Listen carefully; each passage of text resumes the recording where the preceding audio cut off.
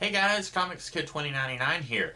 I wanted to talk to you guys about a TV show that I recently finished watching. I have been working quite a bit more lately, so in the afternoons when I get home from work, I don't really feel like trying to read, or if I do, I just read a very little bit, and so it's not really enough for me to get an entire review out of something because it'll take me like over a week to read something. But watching one television episode a day seems to be working for me pretty well, especially when I've been pretty busy working throughout the whole week. I can get one episode out a day. And so I was watching with my parents the TV series Awake. This series was a mid-season replacement in 2012, I think, and it's on Netflix right now if you have Netflix. And it was only 13 episodes long, and I thought it was a pretty decent show. The first episode is kind of sort of hard to get through, and I guess right now I should go ahead and tell you the premise. The show stars Jason Isaacs, who, if you watch the Harry Potter movies, he was Mr. Malfoy, and he is a police officer. Before the series began, he was in a car accident with his wife and son, and at that point, his reality broke. I don't know what word I'm trying to say there. My mind's a little frazzled right now. So in one reality, his son died in the car accident, and then in the other reality, his wife died. And from that point on, when the series first begins, he is jumping back and forth between these realities. And they play a little fast and loose with the rules. They tell us that when he goes to sleep in one reality, his dream is the other reality. And then when he goes to sleep in that reality, his dream is the one that he came back from. And my biggest problem with this series is that it doesn't know what it wants to be. It's not really sure if this is a science fiction series and both realities are equally real and equally valid, or if it is a character piece and Jason Isaacs is just imagining all of this and he's insane and he's in a coma somewhere and none of it is real. It's not really sure what it wants to do. At times, he will see something in one reality that will help him solve a case in another reality. And it's like, okay, there is no way that either of these realities can be a dream because he is getting information that there is no way that it could have been just information he had in his head subconsciously because, like, there's just no way. For example, in one episode, he has a computer, he doesn't know the password to get into the computer and try and find something. Then he goes to the other reality and he finds out the password in that reality. Then he goes back and he tells them the password and they open the computer up and it has that password. So there's absolutely no way that, and they do stuff like that in both realities. So it's not like one reality is a dream and one of them is real. He learns things that he couldn't possibly have known before, and he learns them. So it very much made me think that both of these realities are real. Now also, we live in a world where, in TV anyway, this kind of thing is pretty tame. You have something like Lost or Fringe where this kind of thing is an average Tuesday. Jumping from alternate dimension to alternate dimension isn't really that far out of a concept. So the fact that this show is kind of sort of wanting to sell us on this idea that Jason Isaacs can go back and forth between parallel realities, that's not really a big deal, especially since that's been a trope of science fiction since the 60s at least. That's when the early 60s is when we had the Flash of Two Worlds comic book. I'm certain that science fiction authors had been playing around with this idea for a lot longer than that. So this show, it's almost like it's saying, well, we kind of sort of want it to be a science fiction-y thing, but we also kind of want you to think that maybe Jason Isaacs is just insane, and after one of his family members died, he just decided to create this alternate reality that he is imagining.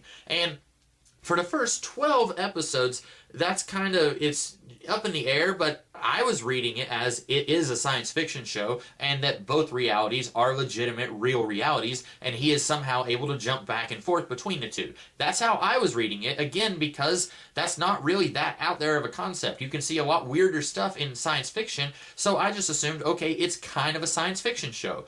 The last episode was pretty good. It wrapped up most of everything that the show had been setting up, and there is kind of sort of an overall arc going on. Specifically, we find out that whichever one of his family members died in either reality, that it was not an accident, that there was something more going on there, and all of that is kind of sort of dealt with in a way that is more or less acceptable. The thing is, though, in the last episode, that last episode really should have been twice as long. It really should have been like an hour and a half finale instead of a normal 45-minute episode. Because what's going on, and I'm going to be spoiling some stuff here, but there's really no way for me to talk about how displeased I was with how this show ended without getting into spoilers. So, starting right now, I'm going to be spoiling, and I may throw up a text thing right now on your screen that tells you what point in the video that you can jump to where I will stop talking about spoilers. So anyway, spoilers from here on out.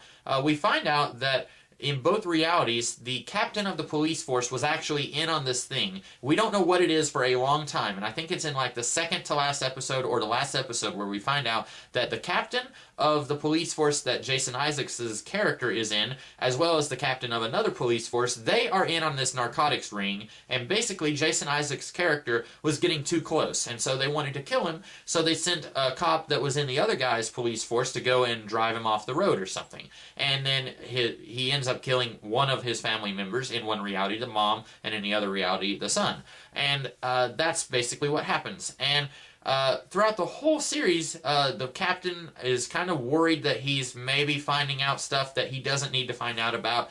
And she was a very interesting character because you can tell that she liked Jason Isaacs' character. She didn't want to kill him, and these other guys, they were the ones who wanted to kill him. And then throughout this whole series, she keeps saying stuff like, listen, don't send people to kill him. I can control him.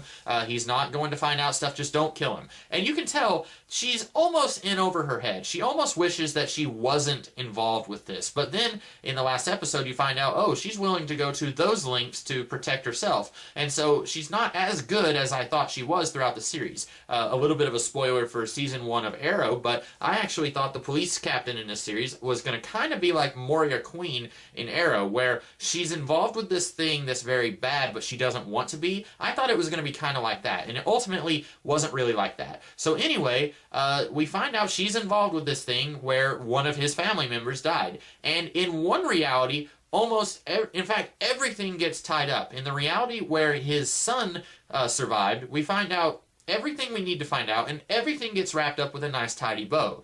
In the other reality, the reality where his wife survived, almost nothing gets wrapped up. He ends up being put in prison. He was suspended. He was framed for the murder of his former partner.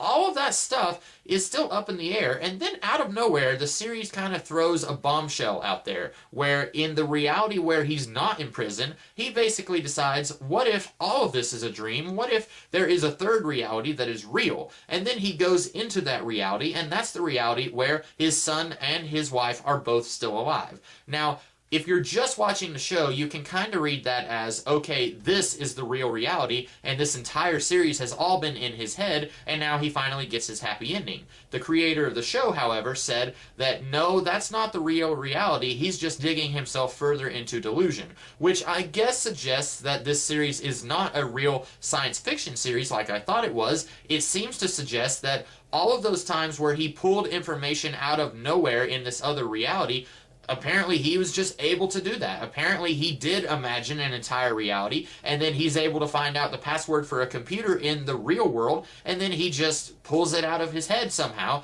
That doesn't ever really get explained. But anyway, the reason that I said that this finale needed to be like an hour and a half long is because in one reality, it all gets wrapped up very nicely. And then in the other reality, it doesn't get wrapped up at all. And I really wish that we had another 40 minutes where maybe his partner in that reality would believe him and it's like, yeah, I know that you're telling the truth. I know that you didn't kill this guy. And then they could have him help the guy clear his name and bring the police captain to justice, etc., kind of like he did in the other reality. Furthermore, while I'm talking about things that I did not like about the last episode, I really just hate the idea of, okay, we're getting canceled, so we need to have some kind of ending. So why don't we just say that out of nowhere, he's able to create a new reality that he can go to? And whether you decide that it is the real reality and this is his happy ending, or it's a third delusional reality that he can now jump in and out of, it still is just kind of sloppy writing. It's pretty much something that you would expect to happen.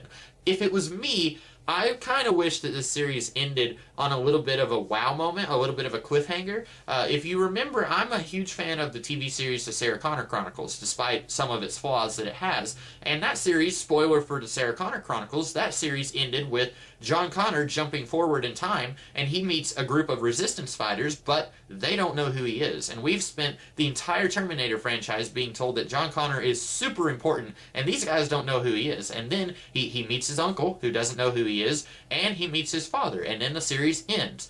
I kind of wish that Awake had done something sort of like that, where he goes into this third reality, and at first you're thinking, okay, he's going to get his happy ending, and then his son and his wife see him, and they're like, you know, maybe one of them's holding a coffee cup or something, and they drop it, and it falls and breaks, and it's like, you've been dead for 6 months, and we find out that in this reality, he died in the car crash. I think that would have been a really good way to end the series. It would have left a lot of questions up in the air, but as is, it still left a lot of questions up in the air. There's not a whole lot about the finale of this series that really made any sense at all. Even though it's trying to have its happy ending, it's trying to have its cake and eat it too, it really didn't make any sense. So if they were going to have something that didn't make sense, I kind of wish that they had just done something completely different that didn't make any sense, and it would have been, in my opinion, a lot better. Like I said, I liked this series up until the very end. I really think that it fell flat on its face there at the very end. But if you like Jason Isaacs, I would say watch this series because he really puts in some great performances here.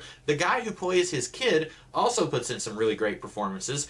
I don't really like the wife. I'm not sure if I don't like that actress or if I don't like the character of the wife, because she was also in the series The 4400, and I really didn't like her in that series either all that much. So I'm wondering if she always plays really awful characters that I just don't like, or if she herself is just an actress that I'm beginning to not like. But there's some really astounding performances in this series, and there's some really interesting stories. Now, something I didn't talk about, it is a little difficult to keep up with which reality you're in. The way they did it, the reality where the sun is alive, there's always this kind of greenish hue going on with everything, and he's wearing a green rubber band on his hand. And then in the reality where his wife is alive, it's more of a normal tint to everything. So you still kind of have to be paying attention. You have to keep your wits about you, as my parents would say, when you're watching this show. But if you do pay attention, you will probably enjoy it, at least for the performances. But the story, it starts off kind of okay, then it gets a lot better, and then for about 12 episodes, it's really good, or 11 episodes, and then the last episode, it's just kind of like,